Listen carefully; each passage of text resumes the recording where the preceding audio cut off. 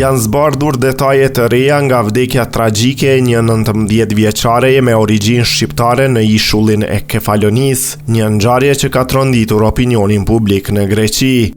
E reja e identifikuar nga mediat greke si Mirto u gjet pa ndjenja në orët e para të mëngjesit në qendër të Argostolit dhe megjithse u transportua me urgjencë në spital, nuk arriti të mbijetojë. Nga të dhënat hetimore rezulton se mbrëmja fatale kishte nisur në një dhomë hoteli, ku vajza kishte shkuar rreth mesnatës në shoqërinë e një 23 vjeçari.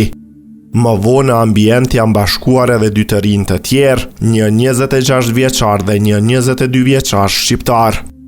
Dyshohet se gjatë natës është konsumuar lëndë narkotike, madje në më shumë se një rast, çka mund të ketë ndikuar direkt në gjendjen e saj shëndetësore. Sipas dëshmive dhe pamjeve filmike të siguruara nga kamerat e sigurisë, në një moment kritik vajza ka humbur ndjenjat. Në vend që të kërkonin ndihmë mjekësore, 3 të rinjt e kanë nxjerrë nga hoteli dhe e kanë çuar drejt qendrës së qytetit. Njëri prej tyre shihet duke e mbajtur në krah, ndërsa 2 të tjerët e shoqërojnë. Ata e kanë lënë në gjendje të rëndë pranë një sheshi dhe më pas janë larguar.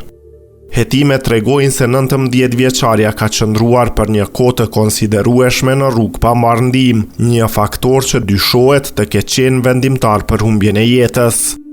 Ambulanca është njoftuar me vonesë dhe kur mbërriti, e reja ishte në gjendje kritike.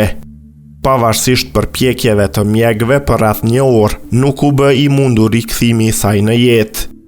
Ekspertiza paraprake flet për arrest kardiak si shkak të vdekjes, ndërsa analizat toksikologjike pritet të përcaktojnë nëse dhe çfarë substancash janë përdorur. Ndërkohë një tjetër element që rëndon pozitën e të rinjëve është fakti se pasi e lanë në rrugë, ata u kthyen në hotel dhe dyshohet se e pastruan dhomën, si dhe morën telefonin e viktimës për të zhdukur çdo gjurmë. Policia i ka identifikuar 3 personat përmes pamjeve filmike dhe ata tashmë përballen me akuzën e vrasjes nga pakujdesia. Ata pritet të dalin para gjykatës për t'u marrë në pyetje mbi rrethanat e ngjarjes. Familja e vajzës është në gjendje të rëndë emocionale dhe kërkon drejtësi.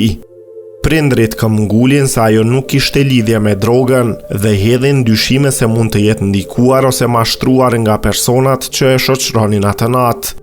Trupi i saj është dërguar për autopsi në Patra, e cila pritet të japë përgjigje më të qarta mbi shkaqet e sakta të vdekjes. Ngjarja ka ngritur pikpyetje të forta në opinionin publik, sidomos mbi reagimin e vonuar për t'i dhënë ndihmë vajzës. Dyshimet mbeten, nëse do të ishte dërguar menjëherë në spital, a mund të ishte shmangur kjo tragjedi?